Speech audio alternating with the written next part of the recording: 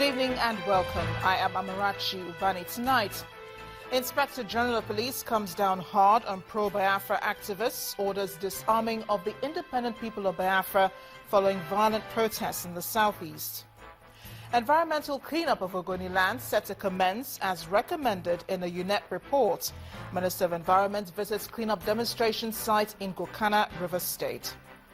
Federal government insists on increase in electricity tariff in the country. National Electricity Regulatory Commission empowered by National Assembly to fix rates.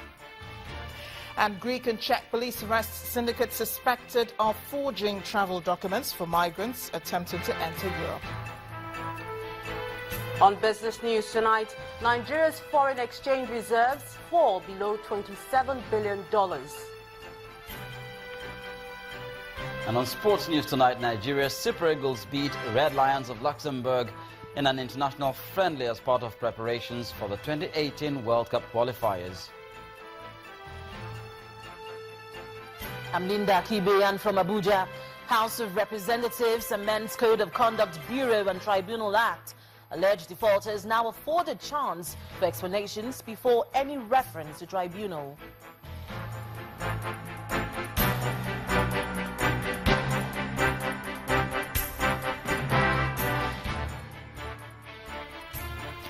The Inspector General of Police, Solomon Arase, has ordered the disarmament of members of the independent people of Biafra.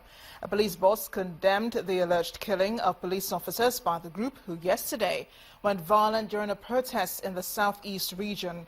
A statement issued by the Force Public Relations Officer Olabisi Kolawole notes that the IGP has directed Assistant Inspectors General of Police and the Commissioners of Police in the affected area to immediately disarm members of the group. Mr. Arase notes that the targeted attacks on police personnel shows IPOB activists have gone against the rule of law as they attempt to test the common will of the nation. Meanwhile, the President has held a closed-door meeting with some politicians from the southeastern part of the country. The politicians who visited under the umbrella of the Southeast Group for Change were led by a former President of the Senate, Ken Nnamani. They did not speak with State House correspondents at the end of the meeting, which lasted about 30 minutes. President Muhammadu Buhari also granted an audience to some state governors, including Governors Udom Emmanuel of Akwa Ibom State, Adams Oshiomhole of Edo State, Bello Masari of Katsina State, Olusegun Mimiko of Ondo State, Abdulaziz Yari of Zamfara State, and Rochas Okorocha of Imo State. None of the governors spoke with reporters at the end of the meeting. Perhaps one of the most anticipated social interventions in River State today is the much-awaited cleanup of Ogoni land. After about 25 years of what some people describe as an armless struggle, the residents of Ogoni land can now heave a sigh of relief as the United Nations Environment Programme report is set to be implemented by the federal government. Our correspondent, Emmanuel Ere, reports. It's a long time coming for the people of Ogoni land in River State, as men, women, the youth and children look forward to the much-awaited cleanup of their land. Korokoro Flow Station in Tai local government area is one of the most affected sites. The pollution is quite evident here. Oh, yes. I want to thank President Muhammadu Buhari for the step he has taken so far on this implementation of UNEP report in Ogoni land. We started the struggle 1992, and it all started from here because this community is very important in the implementation.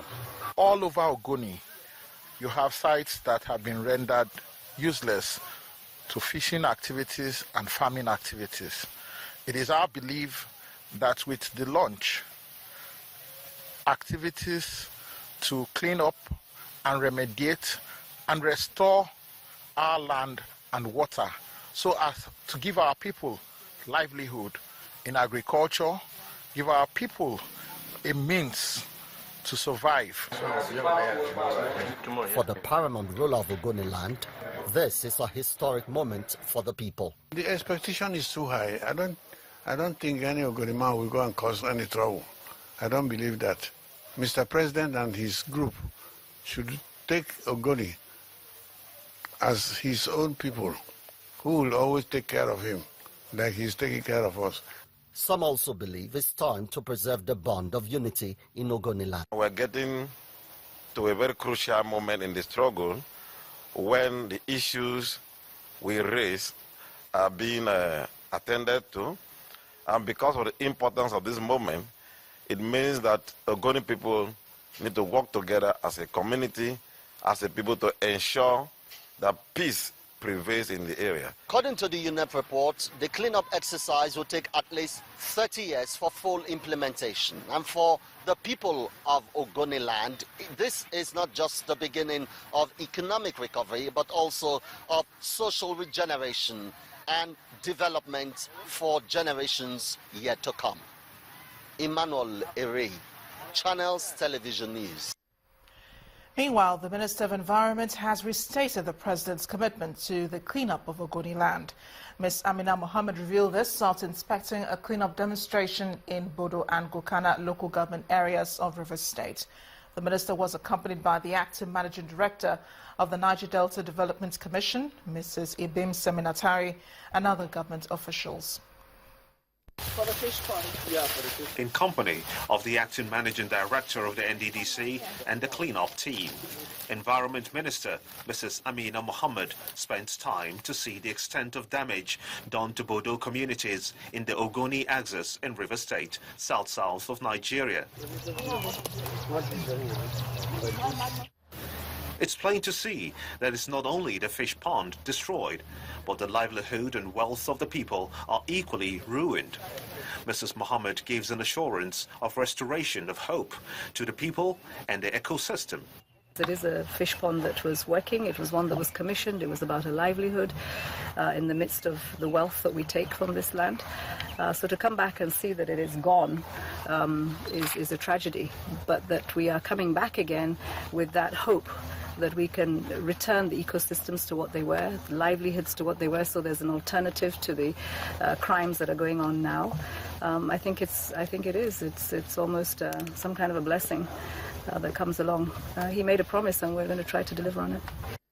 Expressing delight that the President is coming to Ogoni to demonstrate the importance he attaches to the welfare of the people of the Niger Delta and the Ogonis in particular, the NDDC Acting Managing Director, Mrs. Ibim Seminatari, notes with concern that development is a big issue for the interventionist agency.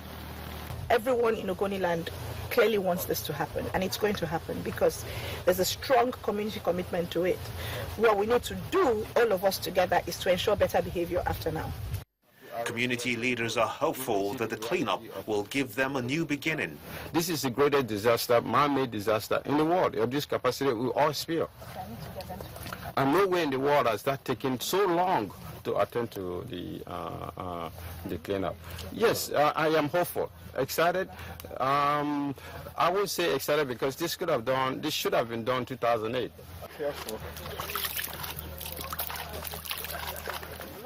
A report released by UNEP in 2011 advised the Nigerian authorities and multinational oil companies operating in Ogoni land to clean up the pollution caused by decades of oil exploration activities. The restoration of Ogoni land would take up to 30 years to achieve. Staying in the Niger Delta, the Ethnic Nationality Youth Council of Delta State has condemned activities of the Niger Delta Avengers following recent spate of attacks by the militants group on oil installations in the region. Speaking to Channels Television at a media briefing in Warri, Delta State, members say the destruction of infrastructure is not the right way to make demands of the federal government. Some of the recent attacks on oil installations in the Niger Delta region, for which the Niger Delta Avengers claimed responsibility.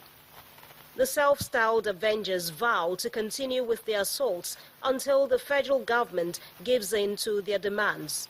A youth leaders umbrella group, the Ethnic Nationality Youth Councils, at this briefing in Warri, Delta State, unanimously denounces the act of destruction, calling it pure sabotage.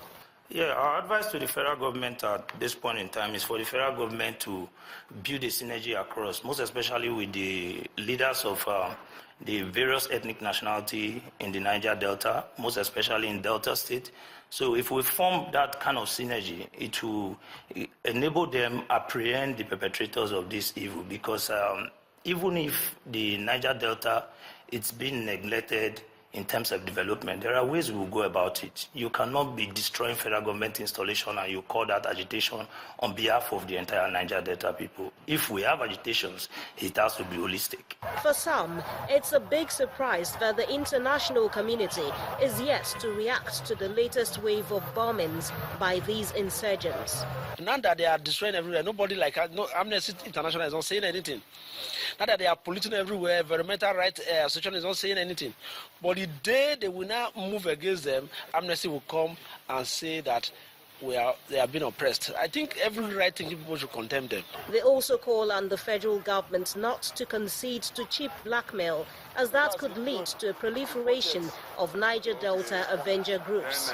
We had 6 years of our own government, our son, being the president of this country, and these issues were not in any way addressed. And President Muhammadu Buhari just got into power 1 year, and some person came out and said they are agitated. These so-called people, they took what's it called, amnesty before now, during President Yaradua. Going back to this, I don't know what they actually want this time, and I want to believe this government strongly that this government will not succumb to blackmail. Ethnic Nationality Youth Councils in Delta State say the needless attacks on the oil establishments will not lead to solution of problems in the Niger Delta.